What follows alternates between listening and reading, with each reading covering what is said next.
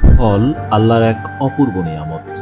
কথায় আছে ফলই বর। তাই দেশি ফল পুষ্টিতে ভরপুর, বিশেষ করে আমাদের জন্য বেশি প্রয়োজনীয় পুষ্টিগুণে।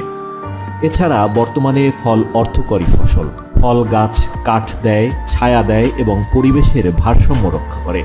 ফলে রয়েছে ভেষজ বা ঔষধি গুণ।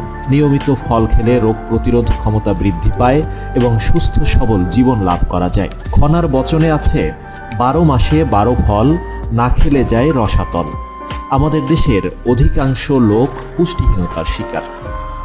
এখানকার প্রায় 88% লোক ভিটামিন এ, 90% লোক ভিটামিন সি, 93% লোক ক্যালসিয়ামের অভাবে ভোগেন।